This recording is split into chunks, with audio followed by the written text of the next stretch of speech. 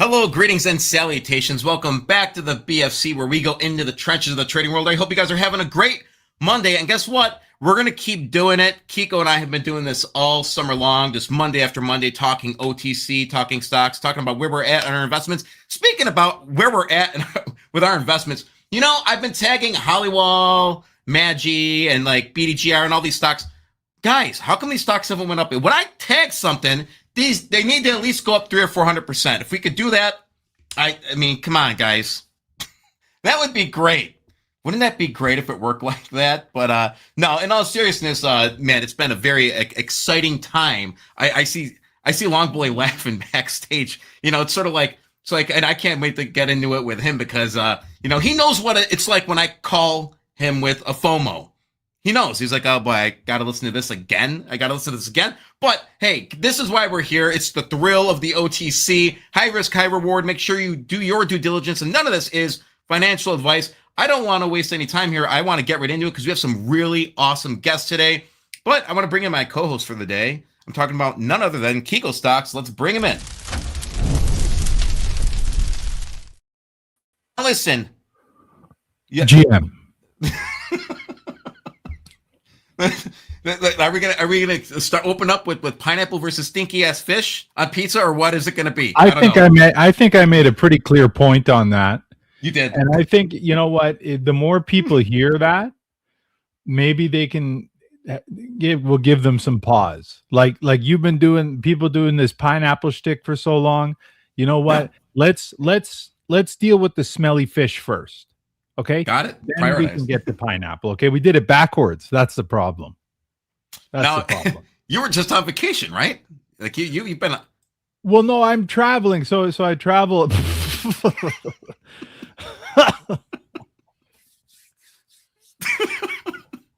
Oh, that's the most Canadian photo there could ever be, I think. That's. Did you have fun when you were out and traveling? I still am. You know, we travel back and forth. You know, the family has a place they all kind of meet up, and so it's only a couple hours away. So we go back and forth, and so I am back and forth. Ultimately, dude, you're dedicated, man. You know, I know when you were traveling, you made time for a couple interviews, and that's dedication. Anybody, if you're following me, not following Kiko on X, you need to be doing that because your contributions to this community have been absolutely awesome. It's been great getting to know you too. No, it's been awesome. And yeah, I travel around with the mic arm and then the camera just in case we need like a emergency interview. That happens from time to time. It does. Yeah. Well, I definitely want to give a shout out here. This week's show is sponsored in part by Speed Trader. If you're an active trader like me, you know not every brokerage gives you access to the same opportunities. One thing I really like about Speed Trader is that it allows you to trade many OTC stocks, including caveat emptor and expert market securities that many traditional brokerages simply don't offer. And when you actually need help, a real person answers the phone. Real people. It's amazing. Their customer service has been outstanding, and that's something that's hard to find these days. So if you're looking for a broker built with active traders in mind, check out Speed Trader. And here to tell us a little bit more about Speed Trader. And guys, by the way, if you're watching and you don't have a Speed Trader account, you're interested, this would be the time to sort of put questions in the chat because we have Joe Eli of Speed Trader. Yeah, let's bring him on in. Joe, welcome back to the BFC. Been a while. We can't hear you. You're muted. Yeah, well, oh, there he is. Technology. Hi, guys. Thanks for having me. Oh, man. Excellent. So why don't you tell us a little bit about Speed Trader for those who've never heard of this platform before? Just the floor is yours. Yeah, sure. So just really quickly, Speed Trader is an online broker-dealer. We've been in business since 1999. We cater to active traders. Mostly it's been, you know, traditional active NASDAQ, New York options, day traders, stocks, and options. But we also run an OTC business where we allow investors and traders to, you know, get into some of the stocks that a lot of these other brokers don't allow. You know, as long as an investor is, you know, suitable and they know the risks involved, we allow them to buy and sell stocks, mostly all OTC stocks, caveat emptor, expert market, and whatnot. as they see fit. And that's really the long and short of it. We provide 3 different levels of platform. We have a software-based, a web-based, and an app-based. So you can use it on your phone. We're also coming out with a order entry portal on our website, so OTC traders can get in and out of stocks just by logging into their account on our website. So it's like a web portal that allows you to buy and sell. Is that going to be for the phone as well? Is it going to be a phone app, like a downloadable app, or is that just it's browser-based? It's browser-based. So okay. You could do it on your phone, but it would probably be a lot better on the computer. And the reason that we're launching that is we're trying to reduce some of the costs, so investors, long-term investors, can get in and out without the cost of platform data and things like that. But for those that are active, the platform is a really good tool. It's called DOS Trader Pro, and we've offered it for, I don't know, I guess about 25 years now. It's really cool. I've actually been using it. I've used it for multiple CE expert market stocks and stuff like that. So I just, some of you guys are going to roll your eyes by when I say, I bought more ILA shares on Speed Trader because you know what? Because I like the risk, I guess, and I just can't stay away from it, I guess. But it really is awesome, especially for investors that they feel like their company is going to finally escape caveat emptor or escape expert market. That, in my opinion, and Kiko, maybe you could tell me how you feel. I don't think the broker should have. Obviously, there need to be safeguards in place. But if I want to risk $2,000 or $4,000 on an expert market stock, I think we should totally be allowed to do that. Because what happens is people load it up that do on the back end, and then the retail trader isn't able to take advantage of those low prices. Now, I'm not saying all the expert market stocks are going to go current. I'm just saying that it takes away an opportunity for us. But Speed Trader is bringing that opportunity to us. So, do you have a thought on that?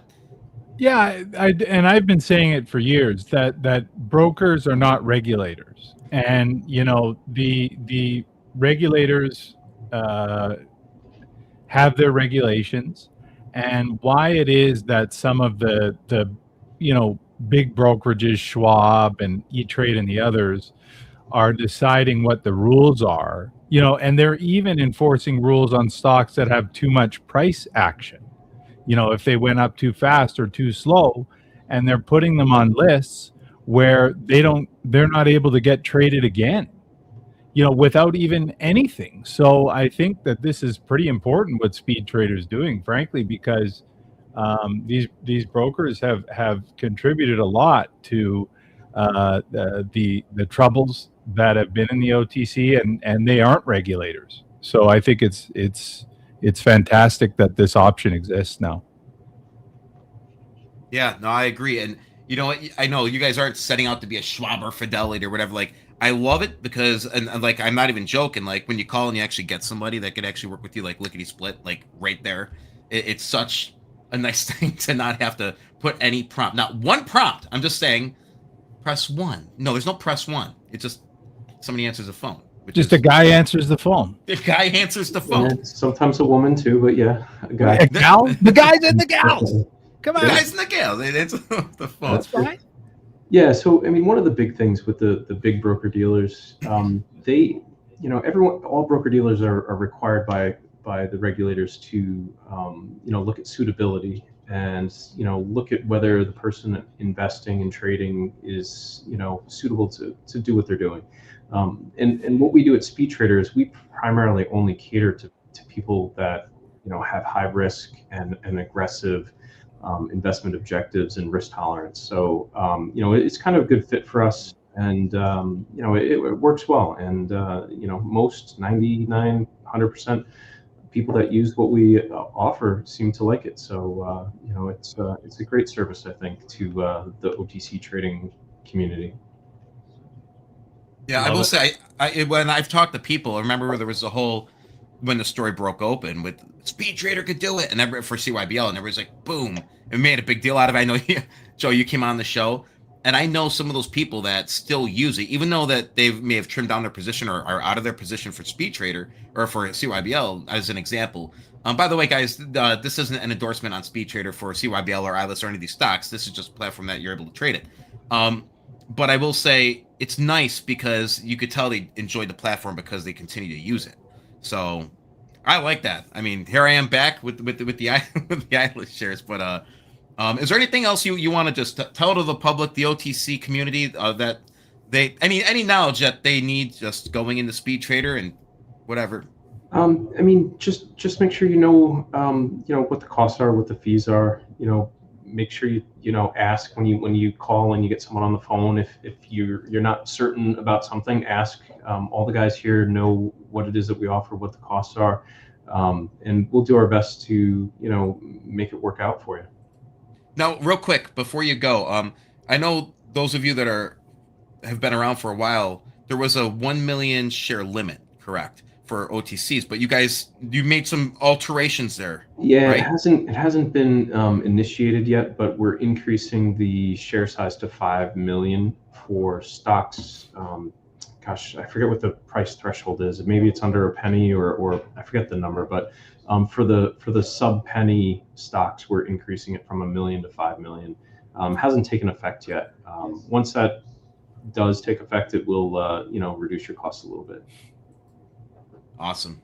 Excellent. Joe Eli from Speed Trader, I want to thank you for coming on, and you're welcome back anytime as your platform does grow in size, as your developments happen, especially with those apps. Please hop on and just give us any update would be great. So guys, check them out, speedtrader.com. Joe, thank you so much for coming on the show. Thanks for having me.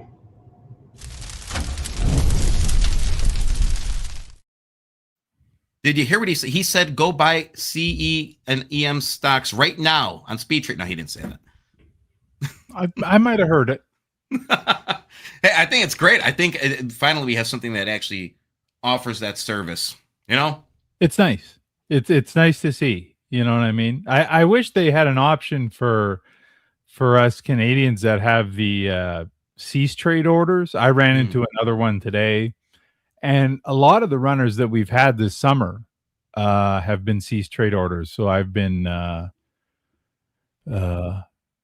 crashing out. Crashing out, huh? Yeah. You got to record those. You wouldn't like it because you know what?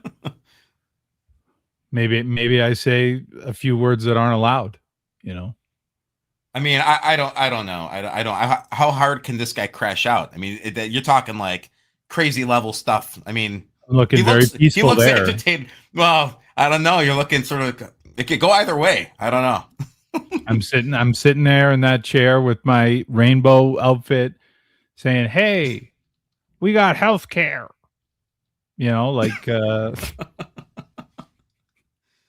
Oh man, do we get into it with LongBully now? And then, by the way, guys, we have Rick Jordan here backstage. We're going to bring him on as well. It's going to be awesome from ticker FRQN, and he has his own podcast. He's been doing a lot of appearances, but I'd say let's dive into hell with LongBullyStick. What do you say? Let's do it. All right. LongBullyStick. There he is. Welcome back. How are you? Oh, hey, it's great to be back, Eric. Kiko, how are you doing? Pretty well, thanks. Good to see you. Looking at that picture of your vacation, yeah. I'm assuming that all of the paperwork is already submitted to the WNBA for draft eligibility next year. Yes, it is. I'm ready to take on the ladies. You know what I mean? They're calling me the Don Imus of the WNBA, I believe, is what they're. Oh my goodness. Well, I love that swimsuit. I think it's, I can't believe you stole that out of Eric's closet. Oh. Yeah, well, you know what? We got a little bit of a pipeline going back and forth of undergarments, and so I think it's great. It's nice to finally have that type of a relationship. Oh my God. TMI. Wow, brutal. Oh my God. Brutal. So, hey, Eric, seriously, thank you for the opportunity to come on the show and to talk to you guys. Just to give a little background on me, I run a video production company business out of the upper Midwest. And so a lot of people know me on X as the AI guy, right? The guy who's always creating AI stuff. I mean, over the past two and a half years, I've been going crazy. And again, the reason why I've done that, and I do that, is because every time a new model comes out or every time a new technique comes out of creating AI content, I use X as kind of my training platform. I have to test it anyway for my commercial clients because I do TV commercials, documentaries. I create content for major motion pictures and films. So can you hear that? No. Oh, okay. Yeah. They started cutting a tree right outside my house. They were weed whacking behind and right next door. And there's someone running a blower out here, so it's just wait. That so time of year, man. I'm gonna close my window. Just it's. I mean, it's not that bad. It's not that bad. It adds to the ambiance. It does. But guys, if you haven't seen him at LongBullyStick on X, some of the videos he's done. I mean, the documentary that he did for Minnesota. I mean, next level work. You've done some crazy next level work. Obviously, you're as professional as it gets. I've seen some of your work. I've seen some of your projects, and crazy good. So follow him at LongBullyStick on the X. Indeed. You'll see all this stuff there. So go ahead. Okay, so anyway, so X is where I just practice. And so when you invited me to be on the show with you and Patrick, I can't come empty-handed, right? I've got to bring something with me. So what I did is I used some of my skills and I put together a short film for the BFC featuring Eric, Buffalo Fireside Chats, and Mr. Kiko Stocks. Oh my goodness. So I while we were sitting 1 minute before the show started, I sent the download link to Eric. He has not seen it yet. And I told him he cannot look at it, and we are going to watch it live together. Oh my gosh. So are you guys ready? Yes. Well, I will say so, the anticipation. He called me last night and goes, I have a little gift for you. And he told me how he was going to do this. And I'm like, I don't know if this is a setup or not. Well, it is a setup. And so basically the story, the short film story, is about the book of OTC, the secret book of OTC tickers. And it's trying to be captured by Bear drones. Oh my God. Yes. I mean, it's very realistic.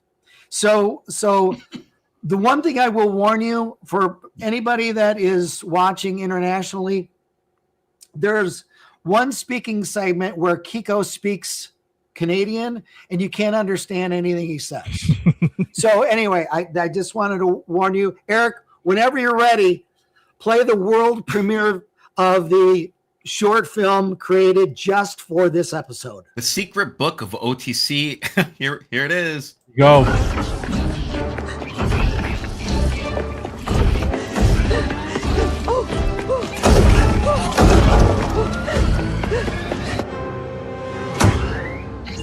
Boat Pulsar in Celis Pulsar.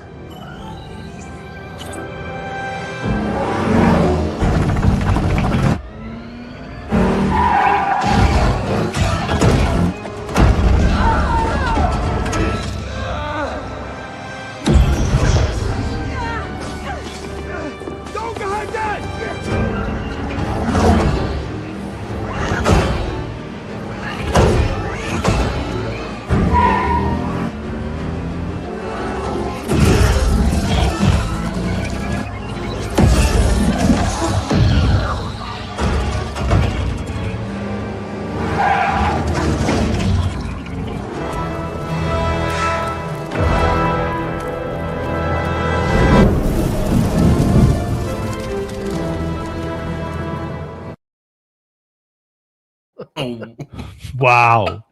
That is awesome. Was that not action packed? My goodness. That was amazing. And you see how far these models are coming down my eyes. It's ridiculous. The faces held up. You could see, you know what I mean? They weren't changing all the time. No, the continuity, the character continuity is just, it's really improved dramatically. Plus What's the woman from Latvia that you interviewed, Eric? I have to get, Yeah. Dragana Imanentova. Yeah, Dragana. yes, I had It to was get amazing. her in there. She made such an impact on me, right, that it was only fitting because of her relationship with Eilis to make her a part of the film. Wow. That is awesome. And that was some serious that sounded like Canadian to me, because I even meet Canadians I don't understand. Well, I don't know. It could have. Yeah, I heard a little of the Quebec accent in that, so I thought you were just speaking Quebec. That is awesome, though.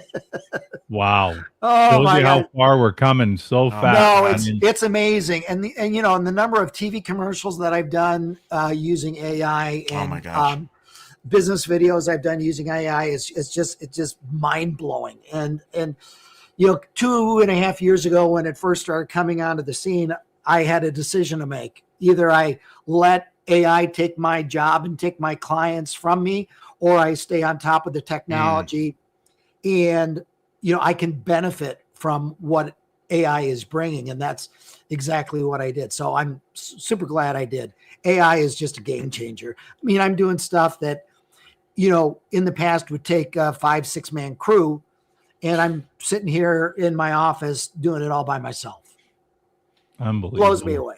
It's remarkable, and I believe there's a place, obviously, for human actors in the sense, obviously the arts and whatever, but adapting to this type of put out is so important. That's why I tell people, even if you don't like it, become well versed in it, because it's another tool that you could use. And so I think that you are a prime example of being versatile and adapting to the changing times, because you could sit there and get all pissed off and be like, oh, screw this. The video production company's over. I'm done. Instead, you're taking it. And by the way, guys, if you I watched, you watch a Bills game or whatever, I could tell because of things you've pointed out to me that they are literally using AI. They've been using it in commercials, and they don't say anything. There was a Josh Allen commercial, and I looked at it. I'm like, this is an AI commercial. Yeah. And I was blown away. I'm like, interesting, but nobody else notices it. That's the funny. You got to look for those little indicators. But dude, that video was above and beyond a great gift to the BFC community and the OTC. And awesome. I hope you don't mind me making you guys the heroes. Not at all. No, and you made me thin too. So thank you for that. Oh my goodness, it's great. Well, I wanted to pick your brain, and the reason why I wanted to ask you, but I want to talk to you first, and I'm actually going to bring Rick Jordan on to chime in too. So I want to talk about your conviction in XRP, but more importantly, where we're at with the Clarity Act. This was House approved back in July 2025. Committee clearance was done. It passed on a 15-9 vote, and now you have this, which John Thune, he basically postponed this thing again. And it's more can kicking from both sides of the aisle that absolutely pissed me off, because this is something that could really benefit traders like us. And it's now scheduled for, actually, on my birthday. It would be a great gift if this thing passed on my birthday, September 15th, 2026. And so right now, the stalling point has to do with the ethics provisions and all this back and forth nonsense. So what are you still holding XRP? Are you still adding XRP? Are you concentrating? Are you following this? What can you tell us about where you're at? Literally, I am still, 100% in. I have been loading all the way down. And not only do I have the token, but I also have the ETF, XRP ETF. I've been loading up on that as well through my Schwab account. Just a clarification, September 15th at 2:15 is the cloture vote. It's not the actual vote itself. So the bill needs 60 votes to proceed. If it succeeds, then the Senate can formally take up the bill, debate amendments, and eventually vote on final passage. The House already proved that the bill can be bipartisan. The Clarity Act passed the House 294 to 134, with every single Republican voting yes and 78 Democrats also voting yes. The Senate spent like a year rebuilding what the House had already done. And right now, where we're at, it's no longer simply a Republican versus Democrat issue.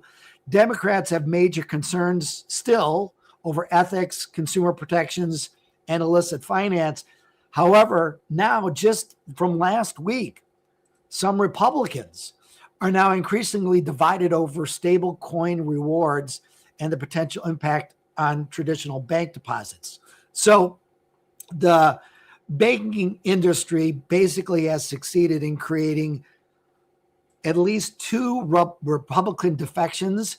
Josh Hawley and Jerry Moran have publicly opposed the current versions of the Clarity Act, while several other Republicans have expressed concerns about the impact stablecoins could have on community bank deposits.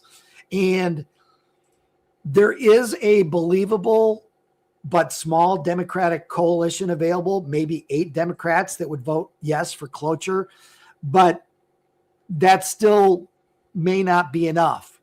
So the stablecoin yield fight continues, although that was supposed to be settled a long, long time ago.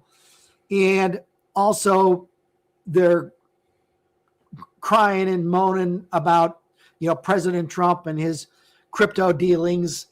Last I heard, and I don't know if this is factual or not, but some of the Democrats want Trump to give back all of his crypto earnings before they'll sign on. Right. So we'll see. But, the banking lobby was able to be successful in not getting a cloture vote before the August recess. And because of that, Cynthia Loomis, who's spearheading this whole Clarity Act venture, she kind of did an FU move. She signed on to the Credit Card Competition Act last week, which the banking industry is 100% against. So she kind of did that as an FU to the banking industry, saying, listen, if you're pushing against Clarity, I'm going to push against and push more for the Credit Card Competition Act. So it's going to be really interesting to see. And September 15th forces everybody for the first time ever to vote yay or nay. And that'll show us. So, but we're not out of the woods yet. I still think it could go either way because of the banking lobby and because of the ethics provisions. Yeah, and I will say, and this isn't something where we want a watered down bill. We don't want a bare bones bill. We want it. I don't want to say it's complicated. It needs to be a well thought out bill, especially in regards to the excess. Well, and that's the case. It is so well thought out. And again, it's clarity. It's rules of the road. Everybody in the industry wants it.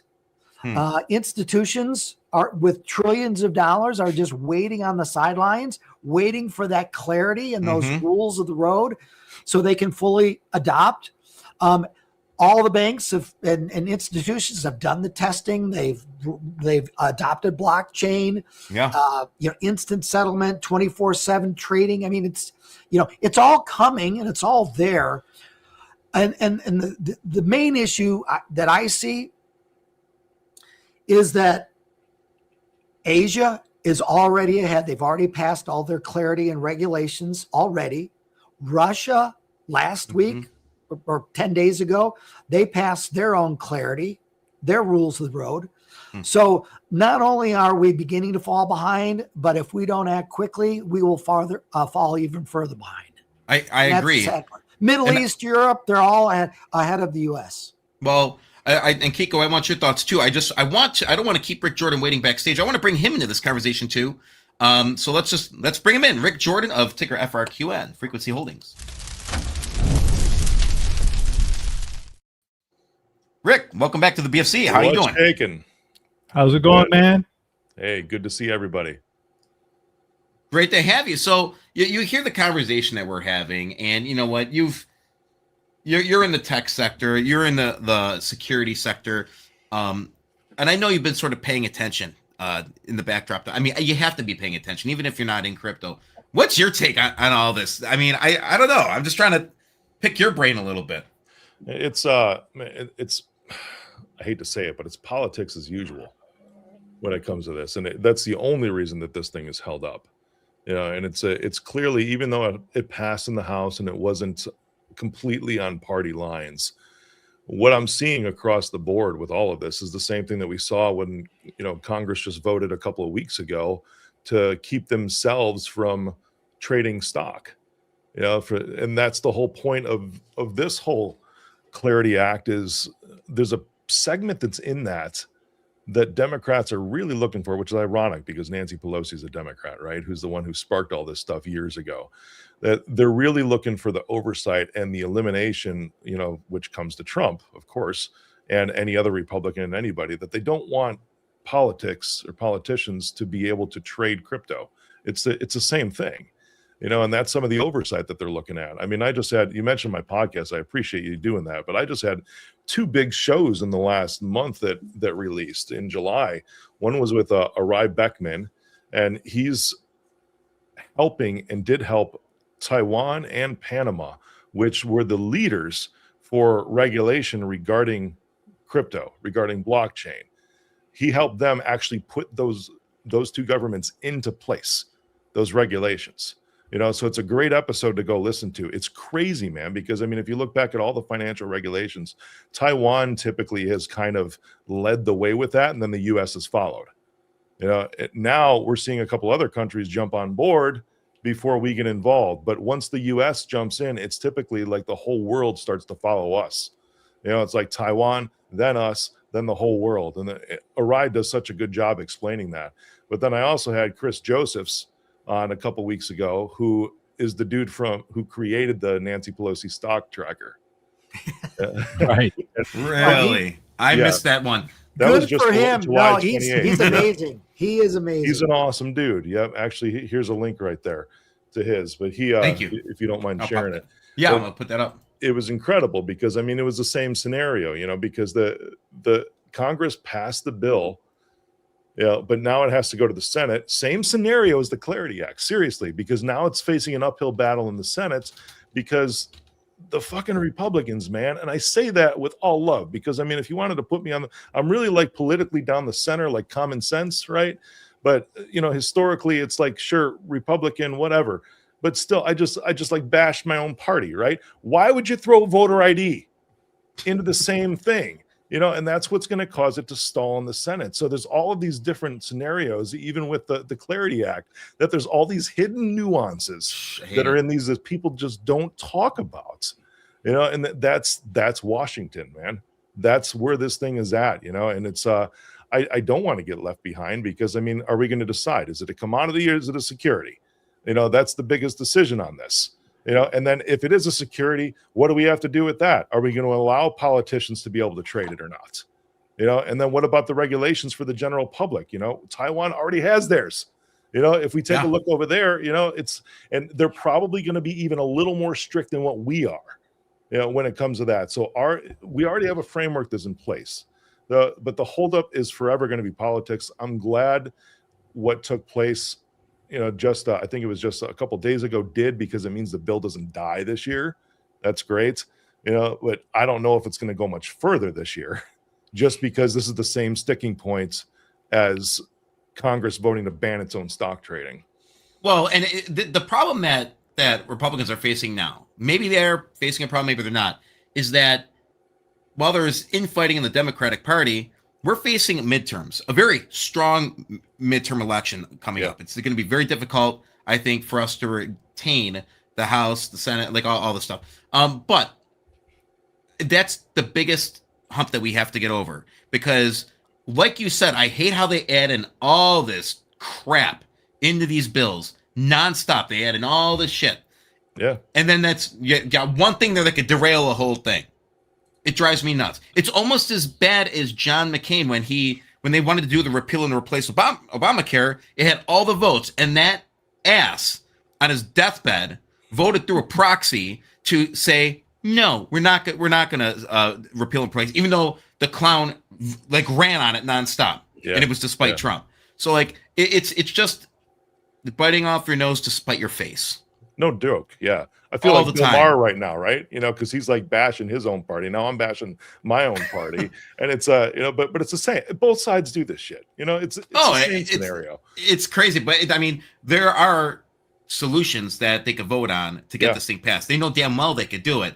And I think a lot of it is maybe the Democrats want credit for it. Maybe they want to win midterms, win a presidential election, say, okay, we'll pass clarity now. And then, you know, they want to sign off. But they don't want to hand Trump a big victory like this, because it will be a big victory. We're only a few months away, man. Yeah. And the banks, really, the banks too. Yes, the money. Dollar. Yep. The money all coming comes down in. to that. Absolutely. Somebody, stock guru gal, really? Voter idea? Pure pork, nothing to do with clarity. You know, and that's another thing. Voter ID. I mean, it's a non-issue. I mean, you should be able to. Oh my God. You need your ID to vote. That should be a thing. You should just be able to go and vote.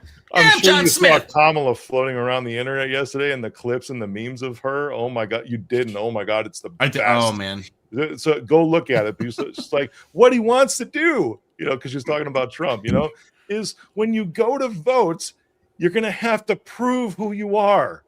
That's where it stops. It's hilarious. Like, well, yeah. I mean, you think you just fell out of a coconut tree? No, I'm thinking about moving up to Canada with Kiko, where it's more free. It's more free. You got a lot more players up there, though, man. Yeah, okay, nice, well done. You know, I was just there. Saying it's more free. Yeah, one of my first board members was there in Jacqueline. He was on the board of EXP Realty. You know, still a great friend, and I was there seeing him. And he's not on the board right now. He finished his term. You know, he's doing a roll up of a bunch of accounting firms now. It's pretty cool. But when seeing him, you know, I was joking around because it's like, to that point, it's like so many Canadians, I almost said Canadians. Well, Canadians don't know that they even have a king, right? Like that even exists in their government structure, you know? So it's like you look around, I'm just bashing Canadians now, you know, even though I love a lot of them, but still. Go ahead. But you take a look around and it's like, do you have any idea why it's called the Royal Bank of Canada? Do you have any idea why it's the Royal Canadian Mounted Police? There's all these royals in front of everything that you guys have. There's a reason for that. But yeah, you're right. It's more free, right? Oh, yeah. Well, if you guys don't know who the Canadian king is, I mean, there you go. There he is. That's the Canadian king right there. There he is. I don't know how many times I'm going to use that. Probably in another show, Kiko. I don't know. I know I'm walking. He's going to get me back. It's going to be good. Nice. It's gonna be good. No, but so I'll post the other link to that show here if you want to share it with your audience. That's cool. This was yes, please do. Please do. Specifically about crypto and, you know, digital currency, and about Taiwan and how he's working with the government of Panama now to put the regulations in place there. It's fascinating, man. That's one reason, as I'm sure you do, why you love doing your show, because I have a lot of great people on, man, that are just doing some really cool things across the world. Well, and then you have a ton of views, by the way, on your podcast. What are you ranked right now? I mean, like you were getting up there pretty. Thanks, brother. I'm grateful, man. I mean, the show's been going 8 years now. I broke top 100 on Apple this year. I broke top 50 about a month ago. Wow. On Apple. It's I'm really grateful, man. It's a lot of fun. I bring on a lot of good people. And a lot of hard work.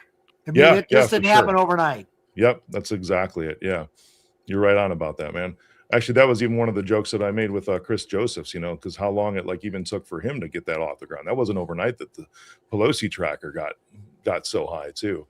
We joked about a lot of things, like even, you know, politics. They want to be able to ban themselves from all this. And I'm like, listen, it's probably a no-brainer. And it's like, as a CEO of a public company, I have restrictions on what I can sell. You know, I still haven't sold a single share at this point, but when I do, it has to be disclosed. You know, why shouldn't politicians do the same thing? They're the ones legislating. I mean, they're the ones creating the rules for this. Well, and for me, that is why it'll never happen, but I wish and pray that it would. Congress people, you know, in the House, 3 terms, then you're out. Senate, 2 terms, you're out, right? Let's do term limits. No more for it. No more lifetime. You don't mean alive? Yes or no? Go. What? Is Mitch McConnell alive? Mitch McConnell. This is Mitch. Oh, I don't know if he's alive, but he should have been gone a long time ago. Remember, he felt like he's fallen. I don't think he is. I think they're just pretending that he is for It's whatever insane. reason. So they don't like jump into an election or something in that district because I don't know, but it's costing one clarity vote, or maybe it's saving one no clarity vote. Yeah, you can't trust that one. You know, regardless, we still need to pick up 7-8 Democrats for even cloture. And again, I don't even know if that'll happen. So we'll see. There. I mean, that's a tall order, truly. Yeah. Well, I this has been a fascinating discussion. Actually, you are three of my favorite guests, by the way. And I will say, somebody did ask, and I'd be remiss if I didn't ask this question, but just arrived. Any word about FRQN? So what can you, Rick Jordan, just tell us what's going on that front? Yeah, I got something cool for you today. That it was just about a week ago that we began negotiations with, because I don't know if you remember, we had a lot of notes that were held by a single entity. And those were all sold actually to a new holder a little while back, probably about 2 months ago or so. So we've begun negotiations to actually have a large portion of those exchanged for preferred shares in the company to get the debt off the balance sheet and start to remove a lot of the derivative liability that's on there. Because when you see that, it's I like educating. That was probably my biggest shocker when I did a reverse merger and we had, just about $500,000, that's it, in convertibles when we did that. And it showed up as like 30 million on the balance sheet. I was like, what the hell? And even the auditors at the time were like, oh, it's just a bullshit number. It's made up. I'm like, then why is it there? Because we have to report it. It's PCAOB, all of this other crap, throwing like 1,800 acronyms at me. But no, that's one of the things because, the new holder, he believes in what we're doing. And that's a part that we're going to continue to push forward. I don't have an outcome yet, obviously, but they're enthusiastic and they believe in the company. And that's why we even open those talks to begin with. So it's a pretty cool stature. Customer wise, we're still adding customers on to the AI platform within Microsoft. And we'll have some more news about deployments there coming soon. Everything, all of that stuff is just phenomenal. Absolutely phenomenal. Great. I got to ask, go ahead, Kiko. No, that's it. That's what I say. That's what you say. Yep. I said what I said. It's focusing on the We did complete the reverse, obviously, recently. Yeah, and that's we did a reverse split. And I am in talks with 2 specific institutions right now about bringing in capital for the company. So what about a timeline? I mean, because there's other companies that are going through situations similar that you are, that you're in. What timeline? When would you like to see this wrapped up with the lockup of debt, the preferred? The exchange within about a month. It's probably going to take that long, because it's at the point now to where even lawyers on both sides are reviewing some things, so it's active currently. But what I've learned so far, a friend of mine who actually graduated Wharton University said that Wharton has the rule of threes, right? Wharton School of Business, sorry, which is also where Trump went, ironically. But my friend who went there, he goes, it's the rule of threes. Things always take 3 times as long and cost 3 times as much as what you originally anticipated. So if I'm going to say a month, right, I would, and I use the rule of threes, let's say 3 months by the end of the year. So right now is a slow season in trading. We all know that, with what's going on, but as things pick back up towards the end of the year, maybe that's when we'll get this thing wrapped up. Well, and just as a trader, let me say, in dubs, and it's thin as hell after the split. The DTC is miniature. Say the market cap. Could be absolutely ridiculous. $56,000 market cap. Like, give me a break. You could accidentally fart next to it and do 300% probably. Yeah. We're just doing trader talk now. I know you're into the business, but holy shit. That's it's ridiculous. Yeah. I'm looking at it, and granted, like there is room for conversion, but you're looking at it in a way where share structure wise, right now as it sits, the market cap is super low. It's tight. It just needs volume. It needs volume and the story to build. I think a major catalyst for this would be, that lockup of debt to preferred, and then you could just crank out news pieces left and right, and hopefully, we get some momentum going forward. Because you know what, especially sure, these lenders, they want to convert into volume, and some of them just beat the tar out of it. It's like I know, there is a happy medium that we can do, guys. Right on. There's some other cleanup that's happening too with that too. I appreciate you mentioning that. Like our authorized shares is going to be substantially reduced in the next. I was gonna ask. Yeah, I mean that would be a nice look. Yeah. Yeah, it is. It's natural. It has to come down for sure. We had to get through that first. I mean, the D was supposed to come off last week, but it didn't. So we're talking with the TA right now because, I mean, obviously the whole thing was FINRA approved, or rather processed, because they don't approve, right? Bullshit. And, yeah, that's just some cleanup work too, because apparently some things get stalled at the DTC when it comes to getting the suffix knocked off, because it was supposed to come off, I think, Thursday last week. But all of that, it's like talking with the institutions, the D is going to come off, but that might be a hiccup with the DTC, and the authorized shares are being reduced. Excellent. Sweet. I know we had Ken Mix here. Will there be an end to the FRQN? Dilution, you touched on that a little bit now, but what can you reply directly to Ken? A little bit, yeah. And I'll repeat this answer until I'm blue in the face, truly, because the notes that went into place a long time ago, I'm talking 3 years ago, they were part of the deal to even when I took over Youngling's ice cream at that point in time. A cybersecurity Willy Wonka signing notes as an ice cream guy. That was interesting to me. Still, those were not redeemable by the company, right? Because we can't even if we had the cash, we don't have the option to ever pay those back in cash. So what we have is negotiating right now. It's nice that there's a new holder, so that now it opens the door for the conversation. So I don't have an answer to give when it will end, because it's up to them, right? And if they believe in the company, which they're saying that they do, because the plan going forward is the same thing. We've done it before, 4 million to 15 million on a run rate. And I don't care if anybody has naysaying about that, whatever. It's like our first transition filing that we made, the 10KT, right, had 4 million in revenue on it for just a 2-month period right after we reversed. I mean, that's technically a $22 million run rate. Right. But afterwards, it's like the quarter after, it's like when it averaged out, it was 15 million. We're still on the track of acquiring MSPs. There's some really cool stuff that I'll announce in the coming weeks that we're doing regarding the MSP community and bringing the MSP industry as a whole up to speed. That's still my whole reason and my why for doing this, because most MSPs kind of suck. And it's not really because they don't want to suck. It's like, or they want to suck. They don't. There's just so much that's changing, man, in this industry. So the dilution directly, I can't stop it. There's no way for me to stop that. What I can do is I can bring the new note holder along as a partner moving forward. And that's exactly why we're looking at this exchange right now. So that limits the dilution, because if they're going to exchange a good portion of the notes for preferred shares, totally different. Those shares are there and they're locked up, right? Now they're not diluting with those kinds of things. But I mean, that's kind of the point too. I got to say the flip side. I know I talk a lot, but take a look at SpaceX, right? At the IPO, guys, this is how it went. I mean, what was it at the beginning? Only like 7% of the authorized shares was actually the float, right? A little ridiculous. At least people think so. But that was the same play with Tesla. That's how these things are structured.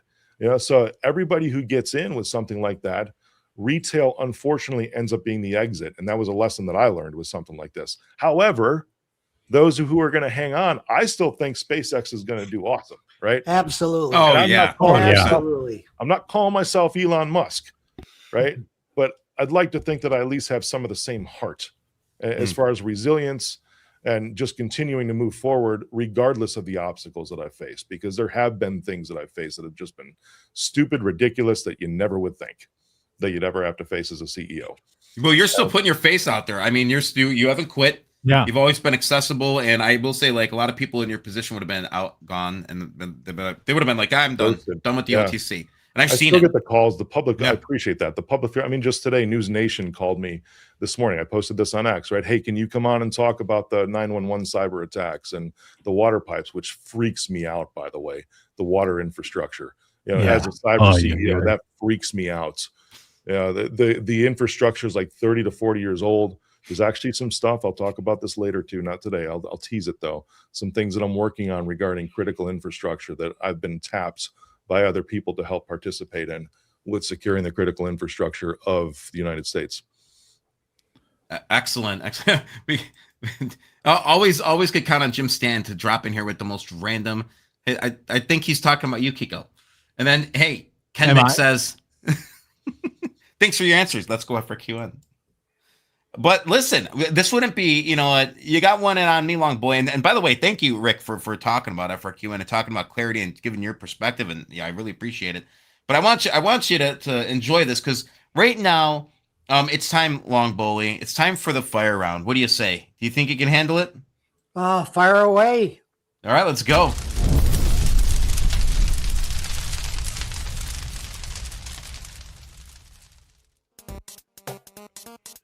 All right, here we go. You get the video game music. How about that? You got 2 minutes, and you need to answer these questions. Well, you got 2 minutes. Are you ready? All right. Shoot. All right, here we go. Number 1. Where do you realistically see XRP trading in 5 years from now? Oh my goodness. My hope would be $1,000 a token, but I would be happy with $100 a token. All right. 200, 500. How long did you trade OTC before you hit a landmine? 1 day. 3, serious question that deserves an investigation. Why do almost all of your AI creations have enormous boobs? Marketing 101, baby. Marketing 101. There it is. What's your favorite whiskey, and how many pours does it take before you start buying OTC stocks? Oh my goodness. Woodford Reserve is my favorite bourbon, and I can be totally sober and stupid and buy OTC stocks. I don't need whiskey to do that. What's the dumbest investment you've ever made that you were completely convinced was going to make you rich? Oh my goodness. We want to go to IGPK right now so quickly? You could? If you can make one person disappear from FinTwit forever, would it be the paid basher, the nonstop pumper, or the guy who posts something big is coming every morning? Oh my God. I hate that something big is coming. I block those guys. I don't want to see that crap. Something big is coming. And then we have, if someone handed you $100,000, but you had to put it all into XRP, IGPK, or a random OTC ticker selected by spinning a carnival wheel, where's the money going? XRP, baby. Who's going to the Super Bowl this year? Vikings. Minnesota Vikings. Vikings. All right. What's the first thing you think of when I call you with FOMO? Not again. It's like, oh my Lastly, God. 6 seconds. What is your favorite OTC platform for due diligence? BFC. Yo, with 1 second to spare. Oh, Oh my gosh. Oh my gosh. I love it. My favorite question was, why do all my videos have boobs in them? It's true. It's marketing 101. it is. Well, I gotta laugh just because, oh man, it's good stuff. It's good. So I gave you the video game music today, by the way. I know, exactly. I wanted to make it more festive. Next year, when Kiko is in the WNBA, then maybe I'll start using his man boobs instead. Yeah. Got a big set of hammers ready for prime time. Oh my God. Well, sorry, Rick, to bring you in all this. Right? He's like, can I go? He's like, I've got a reputation. I have a big podcast. I shouldn't be with these dipsticks. We got the booby AI guy is going on now. I go on TV. Oh my gosh. Oh. Well, listen, I want to give a special thanks to, I know, Kiko, we're going to talk a couple stocks, but I don't want to, burden you guys any longer. I know you guys have given us a lot today, content wise. I mean, and educationally speaking, on clarity and your thoughts on XRP and all these things. I want to thank you guys for both joining us, Rick Jordan and LongBullyStick. Any final words for the BFC audience? I'll let Rick go first. Well, I appreciate you guys, truly. I mean, thanks for having me on. I mean, any platform to be able to give thoughts and opinions in an open forum like this, and even debate, I like that, because I mean, this truly is what America was always supposed to be, right?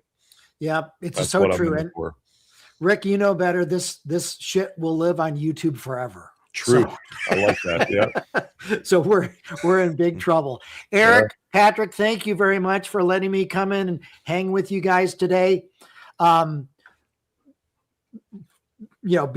feel free to, if you want to, play the video one last time before. I'm going to. 100%. Before the show closes. It's that if you guys just tuned in, if you're just watching now, you're in for a treat. But it's unbelievable. Yeah, stay tuned. Fun little AI gift to BFC and to Kiko Stocks. The book of Very OTC. funny. All right, Rick Jordan, CEO of FRQN and LongBullyStick. Man, awesome. You guys take care. Have a great night. Thanks. See you, man. See you guys. Well, that was festive. That was fun. Festive. Yes, it was. Of course, it's always fun, man. All right, what do you want to show us? I know we got some time to sling out some tickers. Yeah, so I'll do another speed round of just a few. We'll just knock them out. I'll just tell you what's going on in the streets. Yeah. You know what I mean? I'm in these streets. I don't know if you knew that about me. Oh, yeah. Yeah. Oh, yeah. You're in them. Let me get my... I'm in the streets. Hard knocks. Oh, yeah. And I got... share my screen with you. I got one stock somebody brought up to me that I wanted to share with everybody today. I have maybe you've heard of this one, but I'm going to let you go first. Okay, we're going to share the window. Boom. Boom. Boom. Boom. There we are. All yours, man. Perfect. Well, yeah, let's go through a few. There's some things going on. First thing first, been watching this IHAI. A little slower on the volume today, but they completed this name change to Premergy and have a new website up, premergy.com, where they are going through and laying out all of their technology, all of the stuff they're doing, adaptive energy regeneration, the multi-chemistry battery system, which works for, highway driving and then city driving and, different temperatures and stuff like that, which is really one of a kind. And then obviously their patents, which they might start enforcing. So still very much watching this. They just changed the name on the SOS as well. So IHAR is becoming Premergy. Innovative Holdings is becoming Premergy. So still very much a strong watch there. Other things going on. CNHC with a shot of volume today. The reason being that their filing showed a change of control. This actually happened in April. And so they announced it in April. It had a decent little pop in April and then kind of got nuked later, but someone picked up the slack there, and it is absolutely a Chinese change of control. So, when the Chinese start running it up, look out, man. So on something like this, I might just put, a price action kind of alert like here. And then when it goes through, I'd watch to see if it would stay above and see if it would get action. So very much interesting there. SBIG is something that I've been on for a while now, as you know. They are not diluting, never diluted, are actively looking for a reverse merger right now after divesting their old business. And it's just a matter of time until they light it up. So, I think that could, if they come through with the merger, it could be excellent for sure. NFTM came off the gray market just the other day. It went gray in March, and then they announced in their filings that they have changed over already to a completely different type of company, mining and metals company based in South America. So today was the first time it got any volume, but 4.8 million DTC. Down here, it's kind of crazy. It's very spready. So it's tough to get shares, but they were handing them out today, and I was chatting them up in the room, and you could see here, there's just nobody home. It's crazy, bro. Like when, if they let this buck, look out. So there's that. Absolutely. ZHDM, nice pop in the morning. They had, some DD floating around from their filings about how they may be working with Abbott Labs, which I thought was pretty compelling, but obviously, we need to see as to whether or not, they just said Abbott, so we didn't know if it was officially Abbott Labs, but a nice rip today. Really worth keeping an eye on for sure.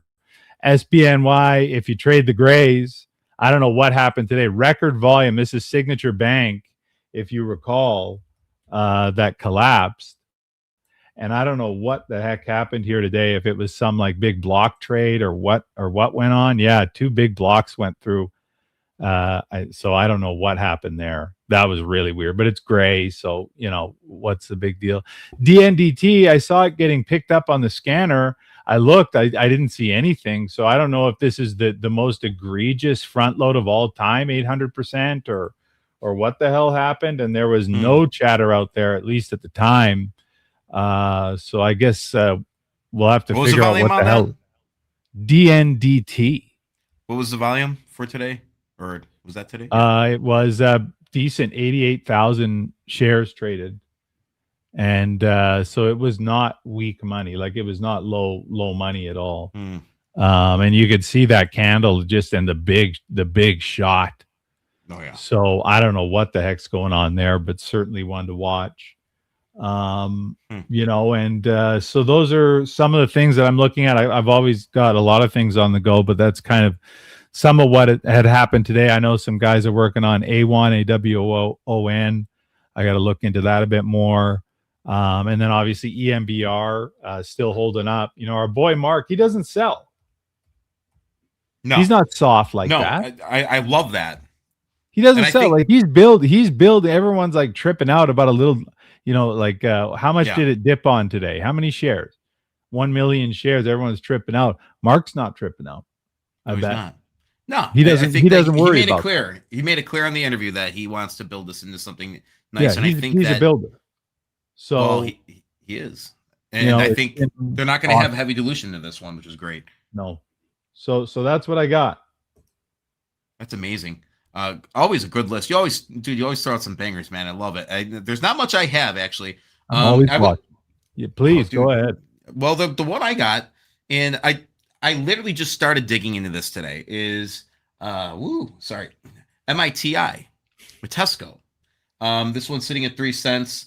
It's a holding company seeking to provide product, services, and technology. In June 2024, we announced formation of 2 wholly owned business units, Centcore and Vero Technology Ventures.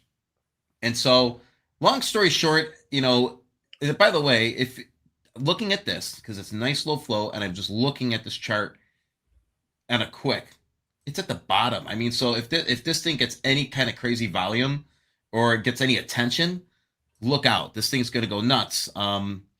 But you're probably thinking, oh, is there even news lately? Yeah, there is. And I just want to skip ahead. I'm really skimming. I'm not saying I'm a Tesco professional and genius here, but the security details, they did a reverse split back in 2022. I noticed it was a 50-1. I remember that. Yeah. Yep. It's sitting here with a $1.6 million market cap, and the DTC is less than 17 million.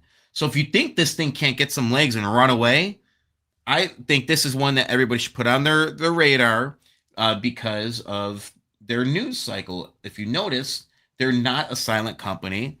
They're keeping up to date. They had news on the 17th of June, June 30th, July 15th, July 28th, and they just had news today. All right. So real quick, and this is, I want to just share this, read a little bit of this to you. They announced the expansion. This is from July 15th. A continued expansion of its small format data center strategy through the development of a new edge computing services platform. The initiatives feature, and this seems so totally relevant to where we're at today, by the way. The initiative features a distributed network of edge computing nodes specifically designed for deployment in residential, rural, and small business environments. Branded as TCDC, the platform leverages a compact, low-power hybrid architecture intended to enable scalable and cost-efficient edge infrastructure in underserved markets. Prototype testing is expected to commence to the latter part of the third quarter of this year, with initial field deployment, targeted for the first quarter of 2027. And this is a good explanation as to why they're doing this. I mean, you hear a lot of these talk about data centers and them using too much power and water and this, that, and the other. And by the way, we had a great interview talking about, how they're building the data centers in space now, where it's unlimited power up there. But I digress. I'll stay focused here. We recognize the resistance in many communities to large format data centers whose massive power needs may undermine the overall interests of the local population. We think a better alternative is a nationwide network of very small format, low power systems as nodes in a highly connected network configuration, generally following the approach known as edge computing. We have been working on a design called the TCDC for some time and think that system pricing and availability have settled at a level to make it viable in volume. So, and guys, just read the PRs, go through these and read them. I'm not going to read through everything, but they are also, and this is another one that they just put out. I'm not going to read through this. You could do your own due diligence, but just keep this on your radar. Vitesco announces capital structure improvements for the benefit of shareholders. We implemented the Series A preferred stock as a part of our restructuring of debt incurred with the prior healthcare business discontinued. So all those old investors, they're trying to transfer it over to bring in new investors to make it a clean deal. They don't want to dilute this thing to high hell. They don't want this to, they're trying to maintain the structure. They want to do this so that way retail, and it goes on, I'm summarizing, so that retail is a level playing field. Right here it says finishing our 5,000 plus retail shareholders should know that we desire a level playing field for all of our holders, and we are determined to find a solution that respects the interests of all of our holders. All right, and they mentioned the TCDC again. I'm going to get more. I'm going to educate myself a little bit more on this one, is what I got to say. But by the way, I want to give a shout out to Mike Sheik. Actually, he's the one we were chatting earlier, and he mentioned this one. He goes, "This is a good one to look at." So I'm like, all right. So I started doing some digging and looking at this TCD. I can't say it quickly. TCDC format, the small format, I think reduces power. Maybe then some communities would be more apt to say, "Hey, why don't we let these guys do their thing?" I don't know. Keep that one on your radar. And their annual is pretty hefty, and I believe there are some convertibles in there. But like I said, I literally hyper skimmed it. I did not do a good job on this one. It's on the list now. Let the true DD commence. So, any thoughts on this one? Have you followed this one at all? Or yeah, I'm very familiar with it, and over the past month, like I'm not gonna lie, they've been unloading on it. Like if you look at this chart, I don't know what the hell is going on, but hopefully with their restructure, they're looking to maybe deal with this, because let me just show you. Like they're going hard in the paint here. You know what I mean? So yeah. Like we got to get an answer on that, but certainly still very thin. And if they can get it under control, it would be good. When it comes to dilution plays like this, and you think about Onar and others that B something that just ripped. And others, post split, then they go down, whatever. I like to kind of run a line like this across the peaks and then just set an alert. So this will go into 2027. And then every time it alerts, I'll just, oh my God, too many alerts. Well, anyways, I'd set an alert for this line to get popped. And then, that might be the buy signal, or I'll just watch it to see if it can trade sideways for a while to see if it'll pop again. So that's a way to maybe go about it. Stock Guru says, read the PR. Well, I'm not going to read this all for you guys, but I will say that they reiterated, we are ceasing all redemptions at this time. And to better accommodate that. Yeah. There it is. And to better accommodate the interests of both retail and institutional investors, we will immediately solicit input from the 5 holders of the Series A preferred with the goal of establishing a new and better approach not later than September 30th of this year. It is clear the vote of the holders of the majority of Series A preferred shares can approve such changes along with the approval of the board of directors. So, and that's from today. That's from today. That is from today. So, love it. Go do your due diligence, folks. That one's, I'm going to keep that one on the radar. I'm going to go through all their old PRs and sort of just get caught up. I got to get caught up on that one. So Mike Sheik, hey, thanks for him and I talk stocks every now and then. He's, you know, him. He's been a part of a couple tickers in the OTC. He's no stranger. But that's all I got. I mean, it's been what a freaking episode this was. This was a good time. This was fun. It's been great. I see we got a lot of comments, a lot of engagement, a lot of viewers too, which is very nice. I was just looking at the list of streams on the side of X there, and looks like, how many do we have live right now? Quite a bit. Let me take a peek. Between the two of our accounts, let's get it. And you know what, guys? Don't hesitate to share this content. Like share the show. Yeah. So all 300 of y'all, thank you. You know, it's nice. It's nice to be out here again, you know, and and thanks to Eric thank you for having me, man, you know. Oh, this has been great, dude. It's been great. Yeah. And like I said, we're not stopping. And you know what, the hardest thing, and you and I have talked about this, the hardest thing is the grind, you know, when things are slow, you know, that's the toughest thing, is just to keep going. Wait, 1 billion viewers. Yeah, that'd be awesome.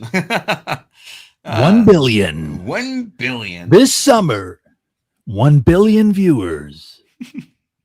And well, you know what? Now we know, at least we know that there is the book of OTC that is out there, and we must find this. And it's out there. We got Dragon. I see Tweet Vesters here. He expressed some interest in coming on and talking turkey and cannolis, he said. So yeah. Come on down. Guys, BFC, due diligence from the source. It was great having Rick Jordan on, LongBullyStick, and Joe Eli over at Speed Trader, Kiko Stocks. I mean, this is a kick-ass show. And like I said, they gave us some great content today, a lot of information, a lot of education. So I'm very, very happy that we have this platform here. And the guys, share this video, share the content, and I'll be breaking this up into segments so people and traders in the community can have some little bite-sized chunks. So any final words, Kiko? That's it, man. The book of OTC has been open. Let's go.